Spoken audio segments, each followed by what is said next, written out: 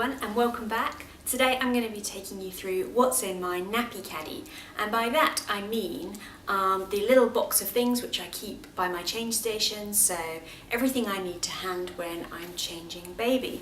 Now we don't have a change table as such, we have a set of drawers from IKEA. We have the Malm 3-drawer unit with a change mat on the top, and we find that that works really well in terms of height, practicality and also affordability. So that's what we use for changing baby. And then by the side of that I have this little unit here, which is literally a plastic tray box from IKEA with lots of different sections. Can't remember how much this cost, a couple of dollars maybe. It's super cheap, and in here we have everything that we need for easy access whilst changing. The only thing that doesn't fit in this box is wipes, and that's because the Huggies plastic wipes box is too big for the largest compartment in the tray, so that just sits by the side. So I'm just caveating that we do have wipes, but I'm not covering it in that section of the video. So what do we have? First up we have nappies, a whole heap of them. I try to keep this stocked with as many nappies as possible because I'm forever running out. I'm forever running to get more nappies. So I like to keep lots in there, and the last thing you want to do is find you've got no nappies, because you can't leave your baby on the change table, so you have to pick them up, run, get more nappies, come back, etc. So have lots of those to hand. Also in here I have hand sanitizer, not one, not two, but 3 hand sanitizers. This one's not got much left. I like to keep these to hand because I don't always go immediately to wash my hands after I've changed a nappy, because I don't want to leave Sienna on the change table unattended. She's started rolling and we don't have a strap to hold her down, so I like to sanitize my hands immediately after I've changed a nappy. I started off using these small ones, and then I found that they do a pump version, which is far more practical. However, I don't really like the kind of chemical smell that this leaves on your hands.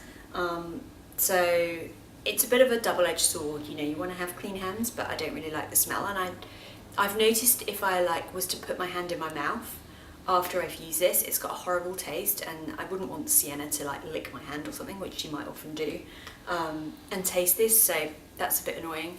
I also have the Soap and Glory handmade hand sanitizer, which smells a lot nicer, but as you can see I've hardly got any left, and you can't get this in Australia, so I don't think I'll be replacing that anytime soon.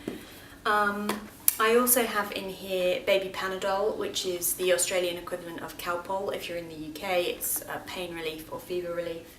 I'm not really sure why I keep this in the nappy caddy, because we've only used it once and she's 15 weeks old, so I don't really need regular access to it, but that is just really where it lives, so that we can get it if we need to. Next up I have a tub of Johnson's baby powder. Just got to have a smell. Oh, it smells so good. I think I only have this because it smells nice. We have used it occasionally on Sienna. Sometimes I put it in the creases, under her arms, or creases in her legs, if they're not if I'm struggling to get them dry and I want to make sure that they're nice and clean and fresh. So sometimes I use that. I usually just put it on a cotton pad and then rub it on her, because I only want to use the smallest amount. Next up I have some sunflower oil. This is just decanted in a little container, and this is really great for doing baby massage. So sometimes after she's had a bath, I'll take her to the change table, put a little bit of this on my hands, and do a little bit of baby massage on her arms or on her legs.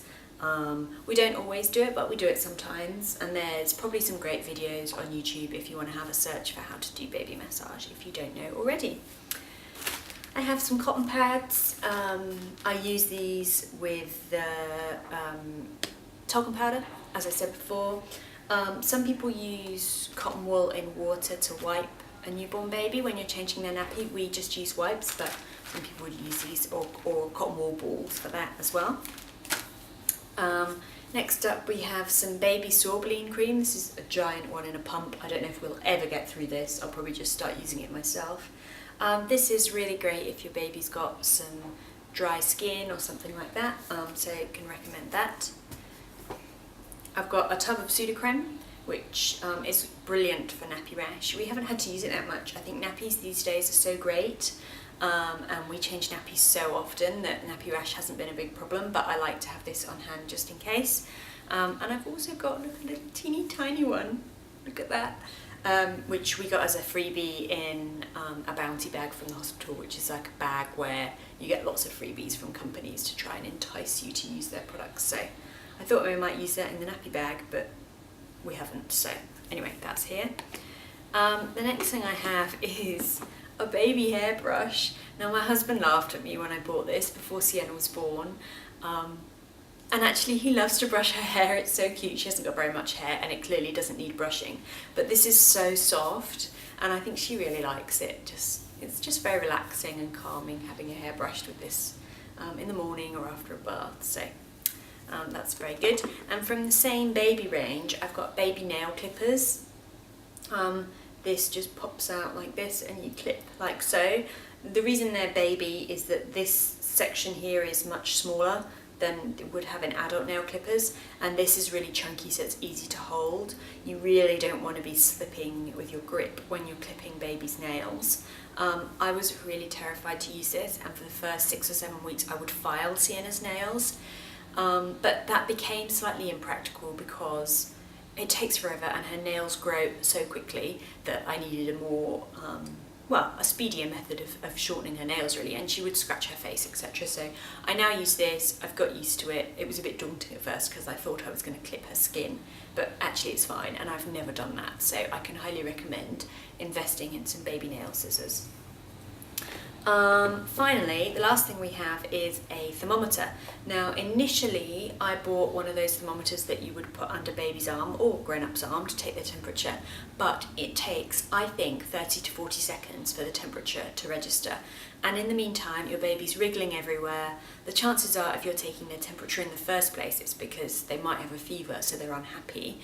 So it just wasn't working out for us as a practical way to take temperatures. So some of my friends, my mummy friends, recommended to me the Braun Thermoscan.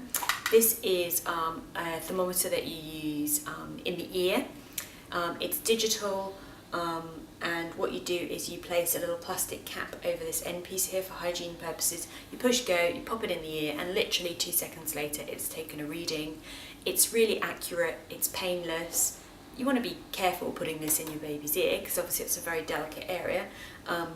But it's fine to do, and it comes with this packet here of caps. So this is what one of the caps looks like, and you just literally place that on the end like that before you take the temperature, and then you pop it off like that and you throw this away.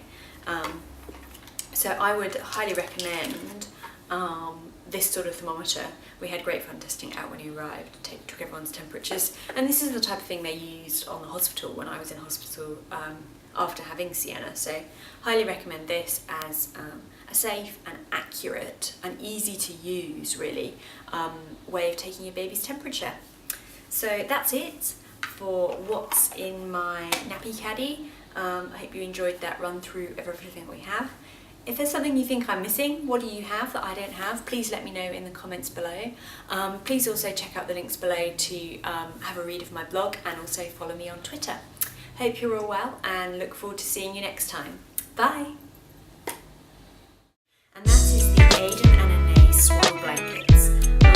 This is just one of many of the